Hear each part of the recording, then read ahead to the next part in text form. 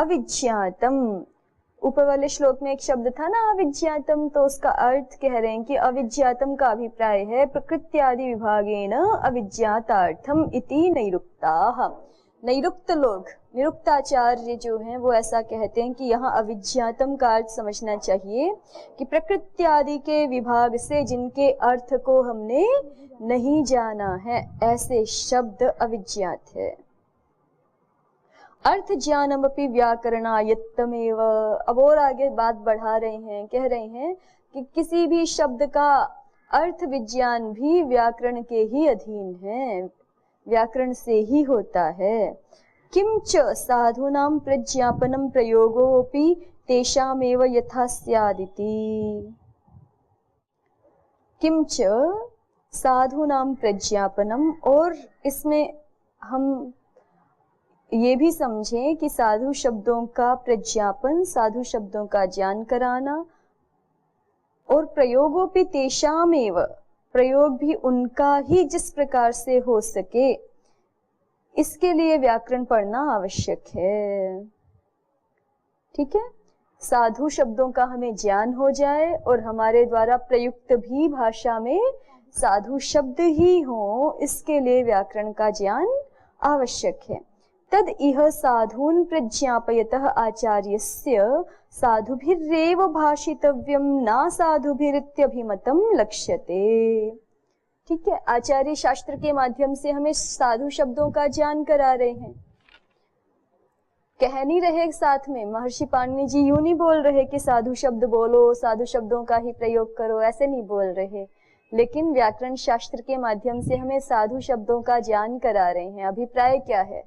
पद्मंजरीकार कहते हैं कि तद इह साधुन प्रज्ञापयतः आचार्यस्य, यहाँ इस शास्त्र में साधु शब्दों का प्रज्ञापन कराते हुए, बोध कराते हुए आचार्य का ये अभिमत लक्षित होता है, ये अभिप्राय लक्षित होता है, जाना जाता है कि आचार्य हमें कहना चाहते हैं साधुभिरेव भाषितव्यम न साधुभिः, साधु शब्दों के द्वारा ही आपको बोलना चाहिए, साधु शब्दों के प्रयोग पूर्वक ही भाषण करना चाहिए, बोलना चाहिए, ना असाधु भी, असाधु शब्दों के प्रयोग पूर्वक अपना अभिप्राय प्रकट नहीं करना चाहिए, है ना। जब हम किसी को सत्य के महात्म्य को लेकर के कहानी सुनाते हैं, तो उसका क्या अभिप्राय होता है कि सत्य के लिए प्रेरित हो जाएं, सत्य ही बोलें। सीधे सीधे नहीं कह रहे हम उसमें कि आप भी सत्य बोलें, ठीक है, हम कहानी सुना रहे हैं सत्य की महिमा की, तो उसका अभिप्राय अपने आप से ही क्या होता है। जैसे कोई माता अपने बालक को कहे कि देखो वो दूसरा बालक कैसे सुबह रोज जल्दी उठ जाता है, कितने अच्छे से व्यायाम करता है, यूं नहीं कह रही कि तुम भी उठा करो, लेकिन अभिप्राय क्या है?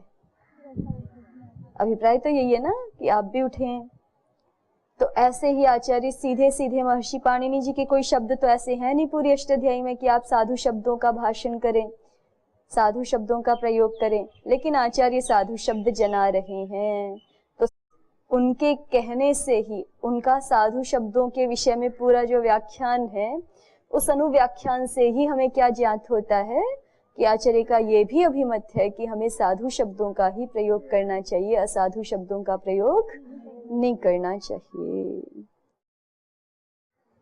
आगे देखिए, अनया स्मृत्या मूलभूता श्रुतिरपि अनुमीयते यथा अष्टकादिषु। अनया स्मृत्या कह रहे हैं कि इस स्मृति से मूलभूत श्रुति का भी हम अनुमान कर लेते हैं, यथा अष्टकादिषु, जैसे अष्टकादि ग्रंथों में। अब अष्टकादि कोई वैदिक कर्म विशेष हैं, और अष्टकादि की जगह पाठ भेद भी मिलता है, इष्टकादि भी मिलता है। ननु चार्थाभिधानाय प्रयोगः शब्दगोचरः प्राप्त इति अविधेय स्यात् क्षुधितस्यैव भोजनम्। ननु चार्थाभिधानाय प्रयोगः शब्दगोचरः, हम शब्द विषय का जो प्रयोग करते हैं, हम शब्दों का जो प्रयोग करते हैं, वो किसके लिए होता है? अर्थ को कहने के लिए होता है ना। कोई अभिप्राय हमारे मन में होता है, उसको अन्यों के सामने प्रकट करने के लिए हम शब्द का प्रयोग करते हैं। तो ननु च अर्थाभिधानाय प्रयोगः शब्द गोचरः। प्राप्त इति अविधेय स्यात्, कह रहे हैं कि ये प्राप्त है, अपने आप ही प्राप्त है। शब्द विषयक प्रयोग अपने आप ही प्राप्त है अर्थ के अभिधान के लिए, स्वाभाविक रूप से, सहज रूप से। इति अविधेयः स्यात्, तो इसलिए इस विषय में कुछ शास्त्र के द्वारा विधान करने की आवश्यकता नहीं है। जैसे हमें भोजन करने के लिए शास्त्र को बताने की आवश्यकता नहीं है ना। हमें भूख लगती है तो हम भोजन कर लेते हैं अपने आप, हमें प्यास लगती है तो पानी पी लेते हैं, इसमें कोई शास्त्र की आवश्यकता नहीं है ना। तो ऐसे ही कह रहे हैं कि अर्थ का अभिधान, जब हमारे मन में कोई अभिप्राय प्रकट होता है तो उसको अन्यों के सामने बताने के लिए भी शब्द विषयक प्रयोग की प्राप्ति स्वाभाविक है, सहज है। इसके लिए शास्त्र के द्वारा तो विधान करने की कोई आवश्यकता है नहीं। कैसे? क्षुधितस्यैव भोजनम, जैसे क्षुधित के लिए भोजन के विधान की शास्त्र के द्वारा उसका विधान किया जाए, ऐसी आवश्यकता नहीं है। स्वाभाविक ही प्रवृत्ति है ये, है ना, स्वाभाविक ही प्रवृत्ति है। ननु च अर्थाभिधानाय प्रयोगः शब्द गोचरः प्राप्तः, अर्थाभिधानाय शब्द गोचरः प्रयोगः प्राप्तः, अर्थाभिधान के लिए शब्द विषयक प्रयोग अपने आप ही प्राप्त है। इति अविधेयः स्यात्, इसलिए कोई कह रहा है व्यक्ति कि शास्त्र के द्वारा उसका विधान करने की आवश्यकता नहीं है। कैसे आवश्यकता नहीं है? यथा क्षुधितस्य इव भोजनम, क्षुधित व्यक्ति के लिए भोजन का विधान करने की शास्त्र के द्वारा आवश्यकता नहीं है, वो स्वाभाविक है। तो इसका उत्तर देते हैं, फिर भी शास्त्र तो विधान कर रहा है ना।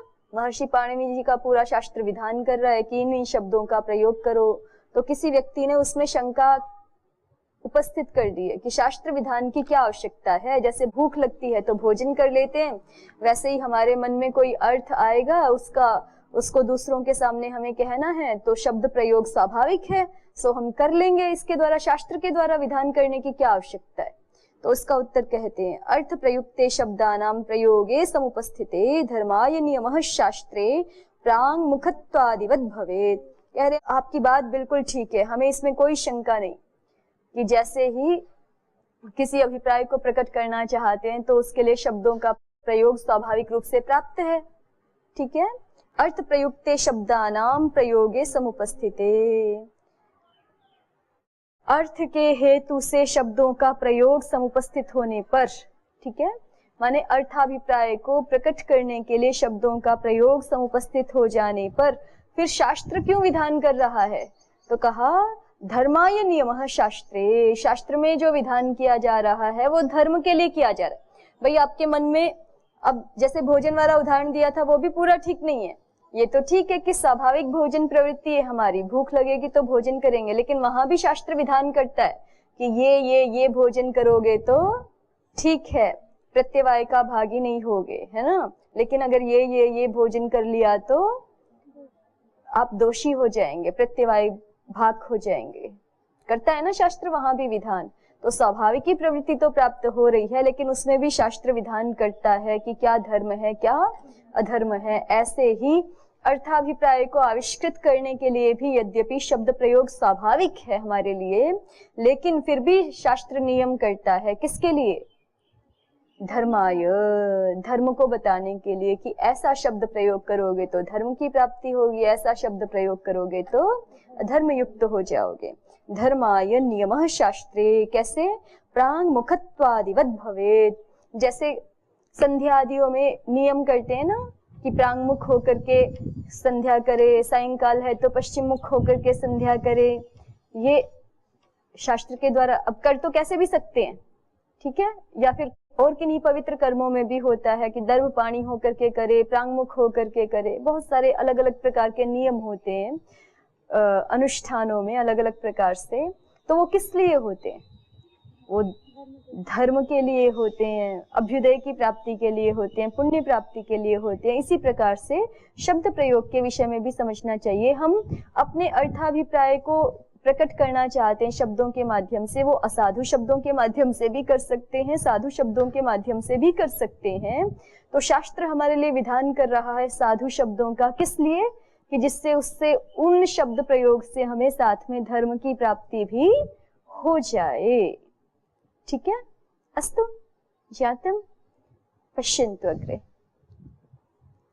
क्षुद् उपघाताय भोजने प्रवृत्तिः शक्यं च यत्किंचन दिङ्मुखेन भुञ्जानेनापि क्षुद् उपहन्तुम् अथ च तत्र धर्माय नियमः क्रियते प्राङ्मुखो अन्नानि भुञ्जीत इति।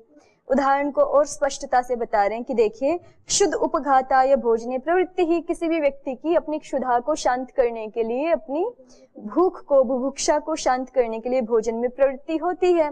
तो शक्यम च यत्किंचन दिङ्मुखेन भुञ्जानेनापि क्षुद् उपहन्तुम्, अब वो चाहे किसी भी दिशा की ओर मुख करके बैठ करके भोजन करे तो उसकी क्षुधा तो शांत हो ही जाएगी भोजन करने से, लेकिन फिर भी शास्त्र धर्म के लिए नियम करता है।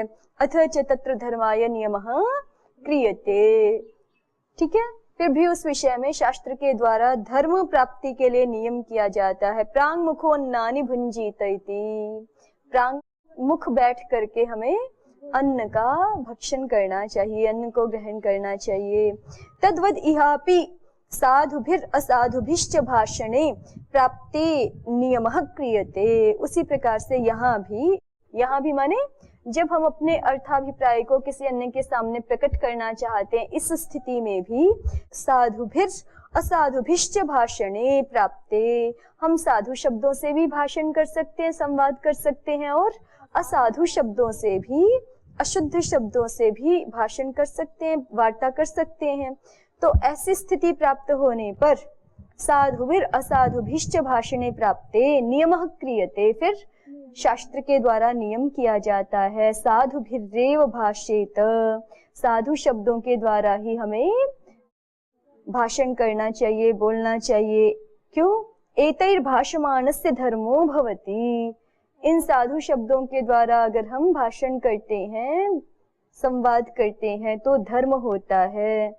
और धर्माद अभ्युदयः, धर्म एक चित्त में अदृष्ट उत्पन्न हो जाता है, पुण्यकारक, और उस धर्म से धर्माद अभ्युदयः, धर्म से अभ्युदय होता है, एक अदृष्ट संस्कार होता है, उसको धर्म कह रहे हैं, और उस धर्म से हमें अभ्युदय की प्राप्ति होती है। कहते हैं कोई प्रमाण, आप कह रहे हैं साधु शब्दों के प्रयोग से अभ्युदय की प्राप्ति होगी, धर्म विशेष की प्राप्ति होगी, कोई प्रमाण है तो बताएं। तो कहते हैं श्रूयते च, ये सुना जाता है शब्द के विषय में, श्रुति है। एकः शब्दः सम्यक् ज्ञातः सुष्ठु प्रयुक्तः स्वर्गे लोके कामधुक् भवतीति, कि सारे शब्द विषय को तो छोड़ दो, एक भी शब्द अगर सम्यक् ज्ञातः, अच्छी प्रकार से जान लिया जाए, सुष्ठु प्रयुक्तः, और उसको ठीक प्रकार से प्रयुक्त कर दिया जाए, स्वर्गे लोके कामधुक् भवति, तो वो स्वर्ग लोक में हमारी कामनाओं को पूर्ण कराने वाला होता है। एकः शब्दः सम्यक् ज्ञातः सुप्रयुक्तः सुष्ठु प्रयुक्तः स्वर्गे लोके कामधुक् भवति इति। और इसके विषय में स्मृति वचन भी उद्धृत कर रहे हैं। स्मर्यते च यस्तु प्रयुङ्क्ते कुशलो विशेषे शब्दान् यथावद् व्यवहार काले सोऽनन्तमाप्नोति जयं परत्र वाग्योगविद् दुष्यति चापशब्दैः। यस्तु प्रयुङ्क्ते कुशलो विशेषे शब्दान्, यह कुशलः शब्दान् प्रयुङ्क्ते, ठीक है, जो कुशल व्यक्ति, शब्द व्यवहार में कुशल व्यक्ति शब्दान् प्रयुङ्क्ते, शब्द को प्रयोग करता है। कैसे प्रयोग करता है? विशेषे व्यवहार काले यथावत प्रयुङ्क्ते, विशेष व्यवहार काल में जैसा प्रयोग होना चाहिए वैसा ही शब्द प्रयोग जो कुशल व्यक्ति कर पाता है, सो अनंतमाप्नोति जयं परत्र, वह परलोक में भी, इस लोक में तो अभ्युदय को प्राप्त होता ही है, इसको आप समझें, लोक व्यवहार में भी तो ये बहुत बड़ी बात है। कहाँ कैसे बात करनी चाहिए ये सबको पता नहीं होता है ना, कहाँ किस प्रसंग में किन शब्दों का प्रयोग करना चाहिए, कैसे बिगड़ती हुई बात को भी, बिगड़ते हुए कार्य को भी शब्दों से संभाला जा सकता है, ये एक विशेष प्रकार की कुशलता होती है। जो विशेष कुशल व्यक्ति विशेष व्यवहार काल में शब्दों को ठीक से प्रयोग करना जानता है, वो बड़े बड़े बिगड़ते हुए कार्यों को भी संभाल लेता है, बिगड़ती हुई बातों को भी संभाल लेता है। तो उसी के लिए कह रहे हैं सो अनंतम आपनोति जयम परत्र, वो परत्र भी इस लोक में तो उसके काम बनते ही हैं, इस लोक में तो वो यथावत पूजित होता ही है। अनंतम आपनोति जयम परत्र, वह परलोक में भी अनंत जय को प्राप्त होता है। कौन? वाग योगविद, जो वाणी के संबंध को जानने वाला है, अर्थात शब्दार्थ के ठीक ठीक संबंध को समझने वाला है, शब्द के प्रभाव को, शब्द की महिमा को जानने वाला जो व्यक्ति है, वह परलोक में भी अनंत जय को प्राप्त करता है। दुष्यति चाप शब्दैहि, और जो दूसरा व्यक्ति है, कौन? वाग योगविद के बारे में ये बात कही गई है, तो जो अवाग योगविद है, जो वाणी के ठीक ठीक प्रभाव को, संबंध को समझता नहीं है, किस प्रसंग में किस प्रकार की वाणी का प्रयोग करना चाहिए समझता नहीं है और अपशब्दों का प्रयोग कर देता है, तो स दुष्यति, वो दूषित हो जाता है, वो दोषयुक्त हो जाता है। ठीक है, और दोष का फल तो फिर विपरीत ही होता है। तो वाग योगविद, सह वाग योगविद अनंतम जयम परत्र प्राप्नोति, अपि च यह अवाग योगविद वर्तते स अपशब्दैहि दुष्यति, वो अपशब्दों से दूषित हो जाता है। अस्तु, आगे देखें, महाभाष्यकार भी कहेंगे इस बात को, यस्तु प्रयुक्ते कुशलो विशेष। कात्यायन प्रणीतेषु भ्राजाख्येषु श्लोकेषु मध्ये पठितोऽयं श्लोकः। आचार्य का ये जो अभी हमने श्लोक पढ़ा उसका उद्धरण कर रहे हैं, कहाँ से लिया गया है उसको बता रहे हैं। आचार्य कात्यायन के द्वारा प्रणीत भ्राज नाम के श्लोक हैं, उन श्लोकों में ये श्लोक पढ़ा गया है, यस्तु प्रयुक्ते। अस्तु, तथा साधुष्वपि सामान्य लक्षणान्विताद् विशेष लक्षणान्वितस्य प्रयोगे फल विशेषः स्मर्यते। अब एक और बात कह रहे हैं। अभी तक क्या बात कही इन्होंने कि अपशब्दों का प्रयोग करोगे तो दूषित हो जाओगे, अपशब्दों का प्रयोग करोगे तो प्रत्यवाय भाग होगे, और साधु शब्दों का प्रयोग करोगे तो आपको अभ्युदय की प्राप्ति होगी, यही कहा ना। साधु शब्दों का प्रयोग करेंगे तो धर्म होगा, धर्म से अभ्युदय की प्राप्ति होगी। असाधु शब्दों का प्रयोग करेंगे तो अधर्म प्राप्त होगा, अधर्म से दोष की प्राप्ति हो जाएगी, अधर्म से हम प्रत्यवाय भाग हो जाएंगे। अब कहते हैं कि ठीक है, आप साधु शब्दों का प्रयोग कर रहे हैं तो उसमें भी अलग अलग स्तर हैं। साधु शब्दों में भी आप अगर विशेष शब्दों का प्रयोग करते हैं तो उनका फल विशेष होता है। ठीक है, ये काशिका में भी है आपका श्लोक, अगर आपको याद हो तो। नाकमिष्टम सुखम यान्ति सुयुक्तैर वड्वारथैः, सूत्र है ना आपका कमेर्निंग, वहां पर दिया होगा संभवतः, जहां तक मूल काशिका है तो देखिए, कमेर्निंग सूत्र निकाल करके देखिए, 3:1। देखिए इसका अभिप्राय समझते हैं क्या कहना चाहते हैं। तथा साधुष्वपि सामान्य लक्षणा अन्विताद् विशेष लक्षणा अन्वितस्य प्रयोगे फल विशेषः स्मर्यते। साधुषु अपि कहते हैं तथा उसी प्रकार से, जैसे अभी तक बताया कि असाधु शब्दों के प्रयोग से अधर्म और साधु शब्दों के प्रयोग से अधर्म, उसी प्रकार से साधुष्वपि सामान्य लक्षणान्विताद्, साधु शब्दों में भी स्थिति ये है कि कुछ साधु शब्द होंगे सामान्य लक्षणान्वित और कुछ होंगे विशेष लक्षणान्वित। तो साधु शब्द, सामान्य लक्षण अन्वित जो शब्द हैं उनकी अपेक्षा अगर हम विशेष लक्षण अन्वित शब्द का प्रयोग करते हैं तो उसके लिए स्मृतियों में फल विशेष कहा गया है। नाकमिष्टम सुखम यान्ति सुयुक्तैर वड्वारथैः,